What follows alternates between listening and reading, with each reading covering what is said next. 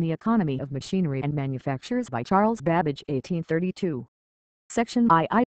Chapter 19. On the Division of Labor. 217.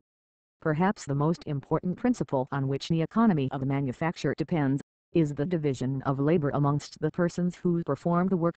The first application of this principle must have been made in a very early stage of society, for it must soon have been apparent that a larger number of comforts and conveniences could be acquired by each individual, if one man restricted his occupation to the art of making bows, another to that of building houses, a third boats, and so on. This division of labor into trades was not, however, the result of an opinion that the general riches of the community would be increased by such an arrangement, but it must have arisen from the circumstance of each individual so employed discovering that he himself could thus make a greater profit of his labor than by pursuing more varied occupations. Society must have made considerable advances before this principle could have been carried into the workshop, for it is only in countries which have attained a high degree of civilization, and in articles in which there is a great competition amongst the producers, that the most perfect system of the division of labor is to be observed. The various principles on which the advantages of this system depend, have been much the subject of discussion amongst writers on political economy, but the relative importance of their influence does not appear, in all cases, to have been estimated with sufficient precision. It is my intention, in the first instance, to state shortly those principles, and then to point out what appears to me to have been omitted by those who have previously treated the subject. 218. 1. Of the time required for learning. It will readily be admitted that the portion of time occupied in the acquisition of any art will depend on the difficulty of its execution, and that the greater the number of distinct processes, the longer will be the time which the apprentice must employ in acquiring it. 5 or 7 years have been adopted, in a great many trades, as the time considered requisite for a lad to acquire a sufficient knowledge of his art, and to enable him to repay by his labor, during the latter portion of his time, the expense incurred by his master at its commencement.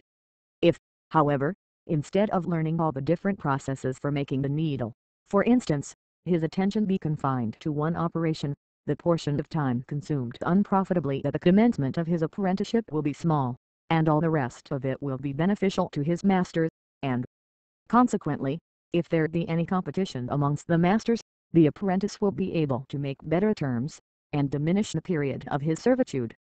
Again, the facility of acquiring skill in a single process, and the early period of life at which it can be made the source of profit, will induce a greater number of parents to bring up their children to it, and from this circumstance also, the number of workmen being increased, the wages will soon fall.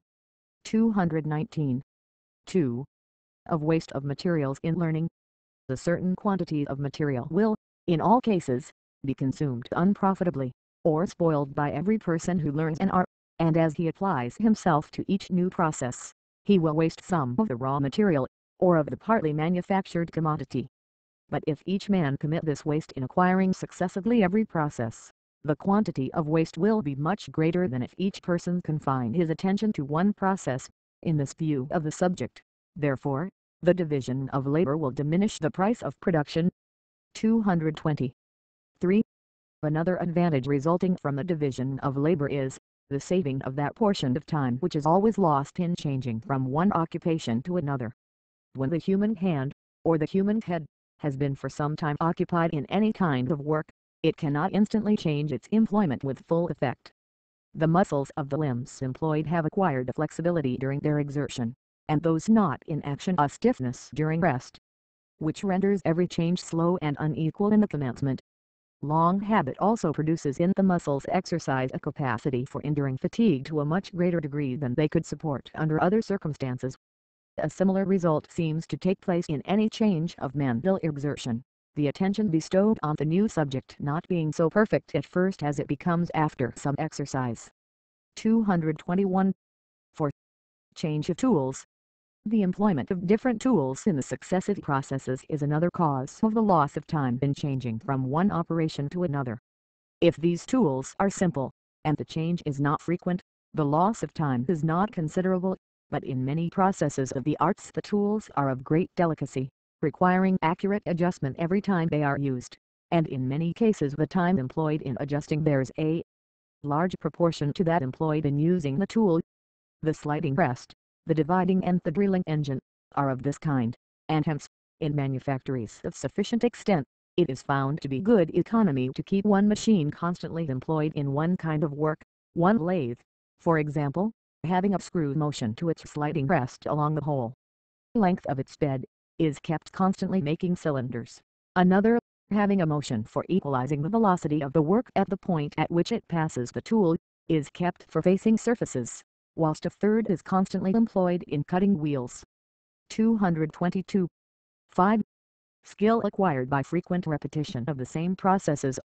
The constant repetition of the same process necessarily produces in the workman the degree of excellence and rapidity in his particular department, which is never possessed by a person who is obliged to execute many different processes. This rapidity is still further increased from the circumstance that most of the operations in factories, where the division of labor is carried to a considerable extent, are paid for as piecework.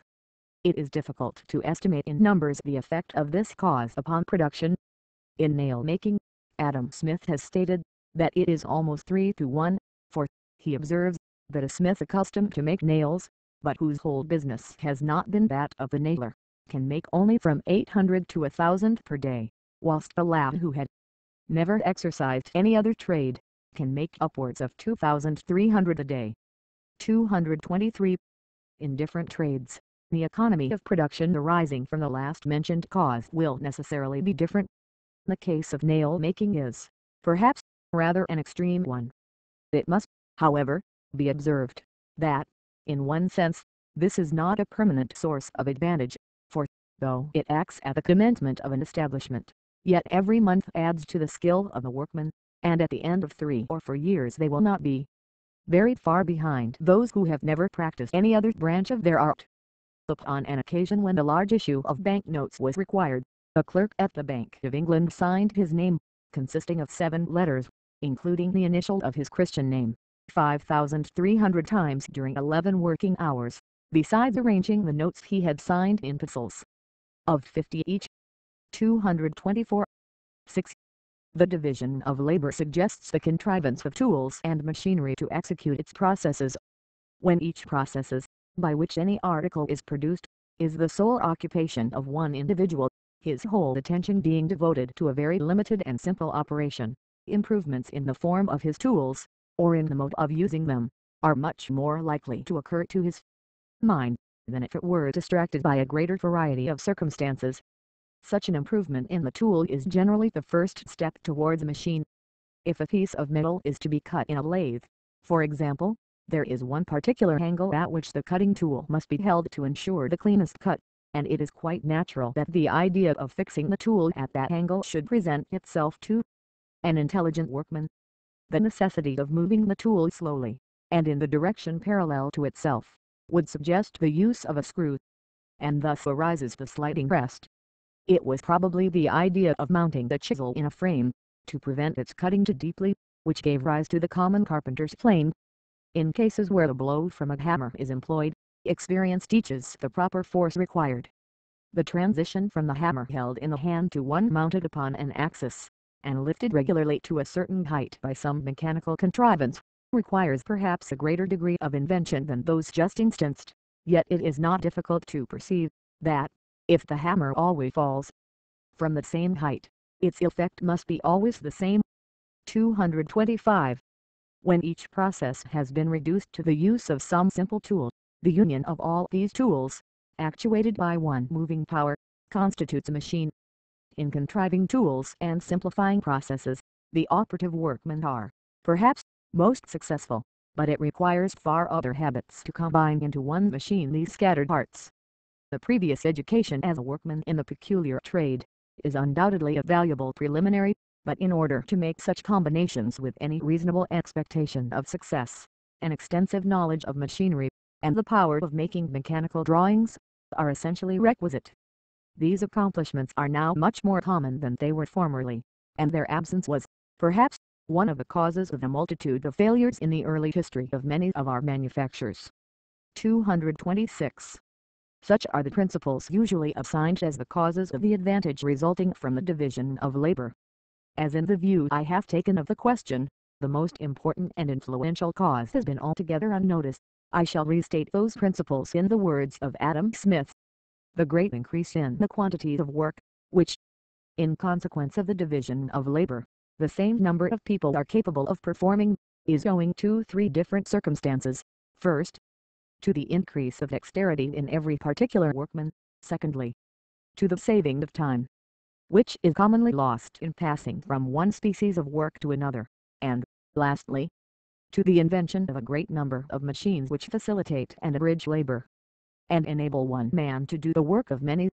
Now, although all these are important causes, and each has its influence on the result, yet it appears to me, that any explanation of the cheapness of manufactured articles, as consequent upon the division of labor, would be incomplete if the following principle were omitted to be stated.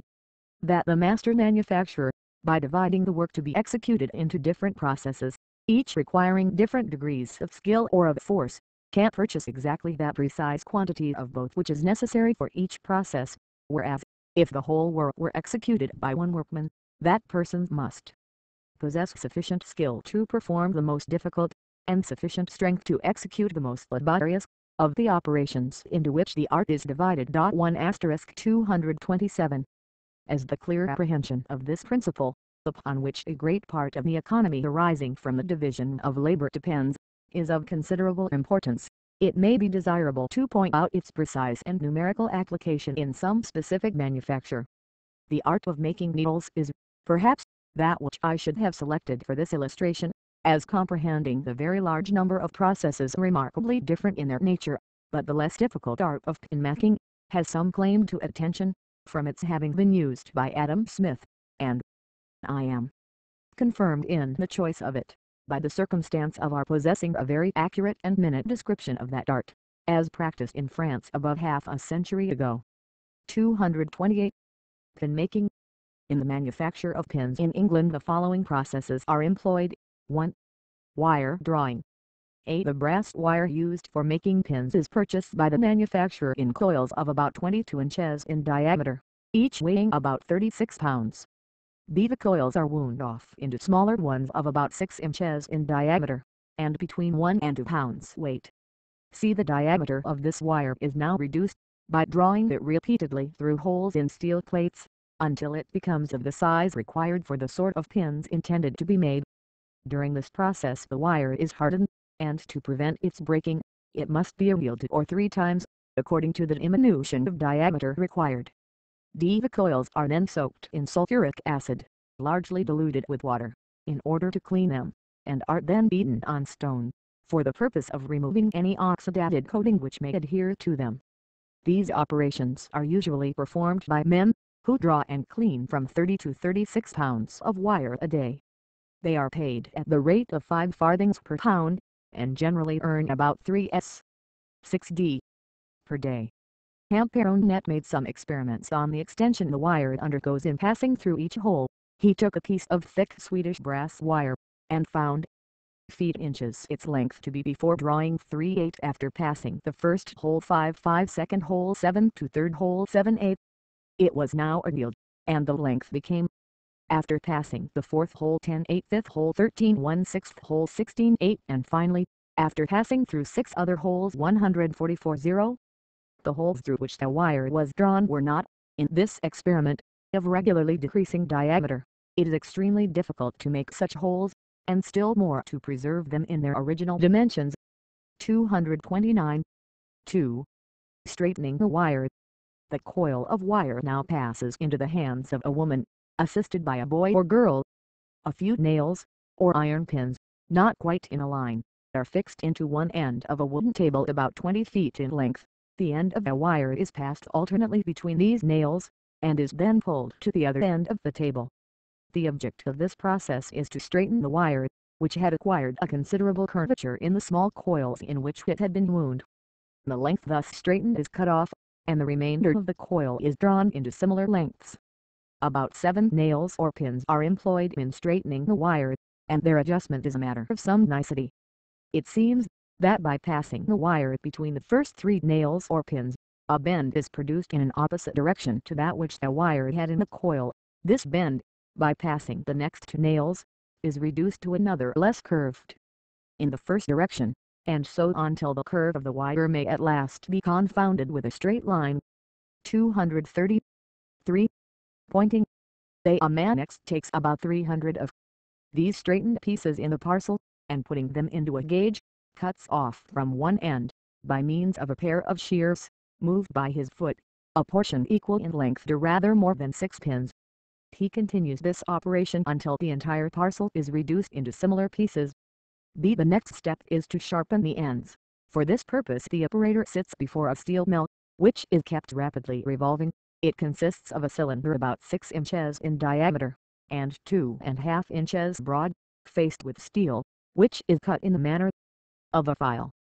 Another cylinder is fixed on the same axis at a few inches distant, the file on the edge of which is of a finer kind, and is used for finishing off the points. The workman now takes up the parcel of the wires between the finger and thumb of each hand, and presses the ends obliquely on the mill, taking care with his fingers and thumbs to make each wire slowly revolve upon its axis. Having thus pointed all the pieces at one end, he reverses them, and performs the same operation on the other. This process requires considerable skill, but it is not unhealthy, whilst the similar process in needle macking is remarkably destructive of health. See the pieces now pointed at both ends, are next placed in gauges, and the pointed ends are cut off, by means of shears, to the proper length of which the pins are to be made.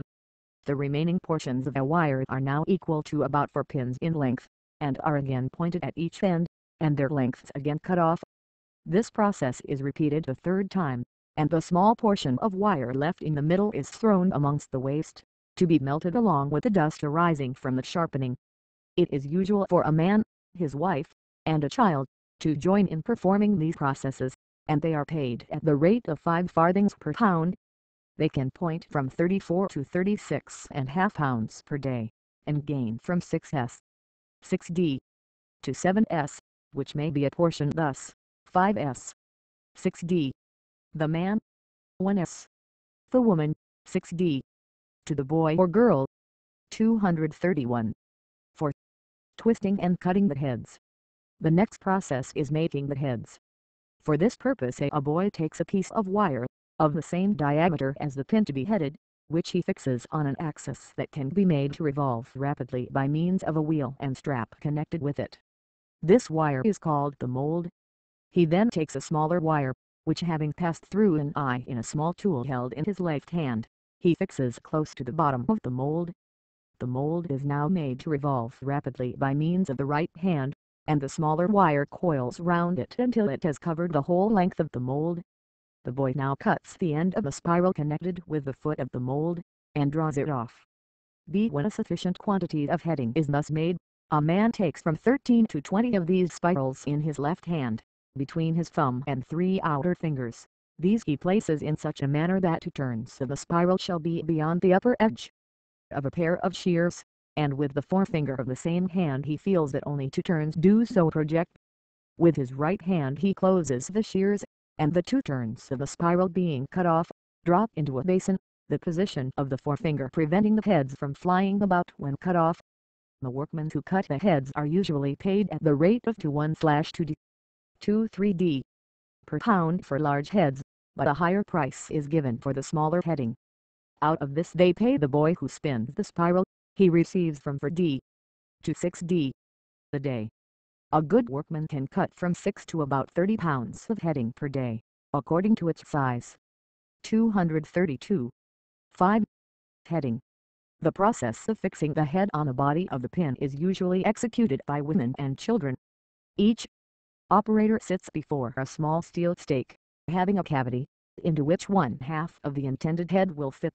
Immediately above is a steel die, having a corresponding cavity for the other half of the head. This latter die can be raised by a pedal moved by the foot. The weight of the hammer is from 7 to 10 pounds, and it falls through a very small space, perhaps from 1 to 2 inches. The cavities in the center of these dies are connected with the edge of a small groove, to admit of the body of the pin, which is thus prevented from being flattened by the blow of the die. The operator with his left hand dies the pointed end of the body of a pin into a tray of heads. Having passed the point through one of them, he carries it along to the other end with the forefinger. He now takes the pin in the right hand, and places the head in the cavity of the stake, and, lifting the die with his foot, allows it to fall on the head. This blow tightens the head on the shank, which is then turned round, and the head receives 3 or 4 blows on different parts of its circumference. The women and children who fix the heads are paid at the rate of 1s. 6d. For every 20,000. The skillful operator can with great exertion do 20,000 per day, but from 10 to 15,000 is the usual quantity. Children head a much smaller number, varying, of course, with the degree of their skill. About 1% of the pins are spoiled in the process. These are picked out afterwards by women, and are reserved, along with the waste from other processes, for the melting pot. The die in which the heads are struck is varied in form according to the fashion of the time, but the repeated blows to which it is subject render it necessary that it should be repaired after it has been used for about 30 pounds of pins. 233. 6. Tinning. The pins are now fit to be tinned, a process which is usually executed by a man, assisted by his wife, or by a lad. The quantity of pins operated upon at this stage is usually 56 pounds. They are first placed in a pickle, in order to remove any grease or dirt from their surface, and also to render them rough, which facilitates the adherence of the tin with which they are to be covered. They are then placed in a boiler full of a solution of tartar in water, in which they are mixed with a quantity of tin in small grains. In this they are generally kept boiling for about 2 hours and a half, and are then removed into a tub of water into which some bran has been thrown, for the purpose of washing off the acid liquor. They are then taken out, and, being placed in wooden trays, are well shaken in dry bran. This removes any water adhering to them, and by giving the wooden tray a peculiar kind of motion, the pins are thrown up, and the bran gradually flies off, and leaves them behind in the tray. The man who pickles and tins the pins usually gets 1 penny per pound for the work, and employs himself, during the boiling of one batch of pins, in drying those previously tinned. He can earn about 9s. per day, but out of this he pays about 3s. for his assistant. 234. 7. Papering. The pins come from the tinner in wooden bowls, with the points projecting in all directions. The arranging of them side by side in paper is generally performed by women. A woman takes up some, and places them on a comb, and shaking them, some of the pins fall back into the bowl, and the rest, being caught by their heads, are detained between the teeth of the comb. Having thus arranged them in the parallel direction, she fixes the requisite number between 2 pieces of iron, having 25 small grooves, at equal distances, and having previously doubled the paper, she presses it against the points of the pins until they have passed through the 2 folds which are to retain them. The pins are then relieved from the grasp of the tool, and the process is repeated. A woman gains about 1s. 6d. per day by papering, but children are sometimes employed, who earn from 6d. per day, and upwards. 235. Having thus generally described the various processes of pin making, and having stated the usual cost of each, it will be convenient to present a tabular view of the time occupied by each process, and its cost, as well as the sums which can be earned by the persons who confine themselves solely to each process. As the rate of wages is itself fluctuating, and as the prices paid and quantities executed have been given only between certain limits, it is not to be expected that this table can represent the cost of each part of the work with the minutest accuracy, nor even that it shall accord perfectly with the prices above given, but it has been drawn up with some care, and will be quite sufficient to serve as the basis of those reasonings which it is meant to illustrate. The table nearly similar will be subjoined, which has been deduced from a statement of Imperonet, respecting the art of pin making in France, above 70 years ago. English manufacture. 236. Pins, 11s, 55/46 weigh 1 pound, 1 dozen equals 69/32 pins weigh 20 ounces, and require 6 ounces of paper. Name of the process. Workman. Time for making 1 pound of pins. Hours. Cost of making 1 pound of pins. Pens. Workman earns per day. ASD. Price of making each part of a single pin, in millionths of a penny. 1. Drawing wire. 224. Man. 36 1.250033 225 2. Straightening wire 225 woman. 3000.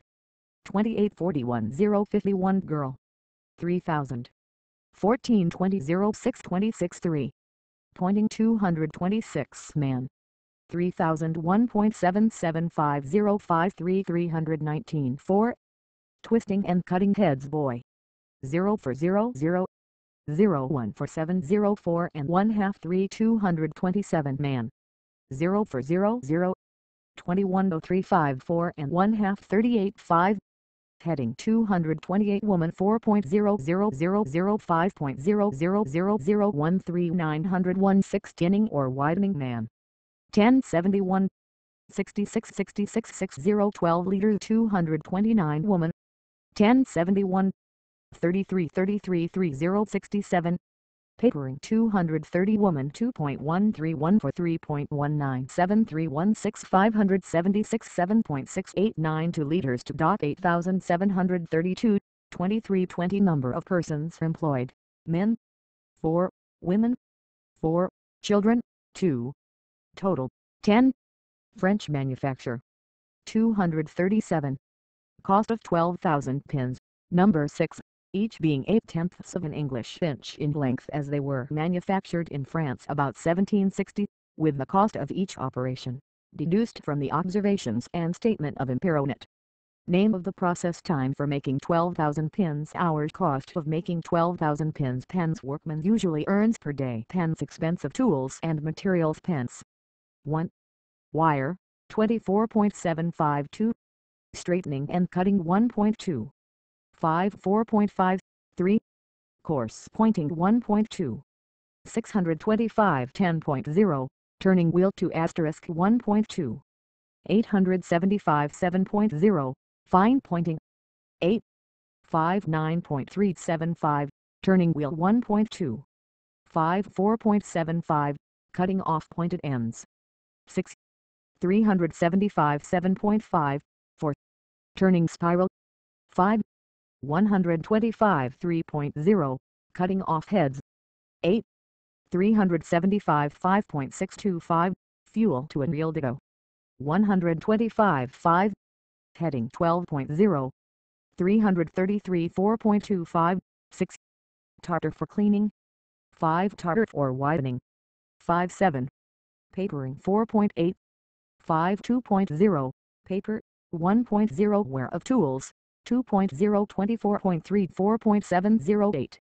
The great expense of turning the wheel appears to have arisen from the person so occupied being unemployed during half his time, whilst the pointer went to another manufactory. 338. It appears from the analysis we have given of the art of pin making, that it occupies rather more than 7 hours and half of time, for 10 different individuals working in succession on the same material, to convert it into a pound of pins, and that the total expense of their labor, each being paid in the joint ratio of his skill and of the time he is employed, amounts very nearly to 1s. 1d. But from an examination of the first of these tables, it appears that the wages earned by the persons employed vary from 1/2d per day up to 6s, and consequently the skill which is required for their respective employments may be measured by those sums. Now it is evident, that if one person were required to make the whole pound of pins, he must have skill enough to earn about 5s. 3d per day, whilst he is pointing the wires or cutting off the heads from the spiral coils, and 6s when he is widening the pins, which 3 operations together would occupy little more than a 17th part of his time. It is also apparent, that during more than 1/2 of his time he must be earning only 1s. 3d per day, in putting on the heads, although his skill, if properly employed, would, in the same time, produce nearly 5 times as much. If, therefore, we were to employ, for all the processes, the man who whitens the pins, and who earns 6s per day, even supposing that he could make the pound of pins in an equally short time, yet we must pay him for his time 46.14 pence, or about 3s. 10d. The pins would therefore cost, in making, 3 times and 3/4 as much as they now do by the application of the division of labor. The higher the skill required of a workman in any one process of the manufacture, and the smaller the time during which it is employed, so much the greater will be the advantage of separating that process from the rest, and devoting one person's attention entirely to it. Had we selected the art of needle-making as our illustration, the economy arising from the division of labor would have been still more striking, for the process of tempering the needles requires great skill, attention, and experience, and although from 3 to 4,000 are tempered at once, the workman is paid a very high rate of wages. In another process of the same manufacture, dry pointing, which also is executed with great rapidity, the wages earned by the workman reach from 7s to 12s, 15s, and even, in some instances, to 20s per day, whilst other processes are carried on by children paid at the rate of 6d per day. 239. Some further reflections suggested by the preceding analysis will be reserved until we have placed before the reader a brief description of the machine for making pins, invented by an American. It is highly ingenious in point of contrivance, and, in respect to its economical principles, will furnish a strong and interesting contrast with the manufacture of pins by the human hand. In this machine the coil of brass wire is placed on an axis. One end of this wire is drawn by a pair of rollers through a small hole in a plate of steel, and is held there by a forceps. As soon as the machine is put in action, the forceps draws the wire onto a distance equal in length to one pin, a cutting edge of steel, and descends close to the hole through which the wire entered, and severs the piece drawn out. 2. The forceps holding the piece thus separated moves on, till it brings the wire to the center of the chuck of a small lathe, which opens to receive it. Whilst the forceps is returning to fetch another piece of wire, the lathe revolves rapidly, and grinds the projecting end of the wire upon the steel mill, which advances towards it. 3. After this first or coarse pointing, the lathe stops, and another forceps takes hold of the half-pointed pin, which is instantly released by the opening of the chuck and conveys it to a similar chuck of an adjacent lathe, which receives it, and finishes the pointing on a finer steel mill. 4. This mill again stops, and another forceps removes the pointed pin into a pair of strong steel clams, having a small groove in them by which they hold the pin very firmly. A part of this groove, which terminates at the edge of the steel clams which is intended to form the head of the pin, is made conical. A small round steel punch is now driven forcibly against the end of a wire thus clamped, and the head of the pin is partially formed by compressing the wire into the conical cavity. Notes. 1. I have already stated that this principle presented itself to me after a personal examination of a number of manufactories and workshops devoted to different purposes, but I have since found that it had been distinctly pointed out in the work of Giotto, Nuovo Prospetto del Scienze Economiche, 6 tom. 4-2. Milano, 1815, tom. I capo IV. 2. The great expense of turning the wheel appears to have arisen from the person so occupied being unemployed during half his time, whilst the pointer went to another manufactory,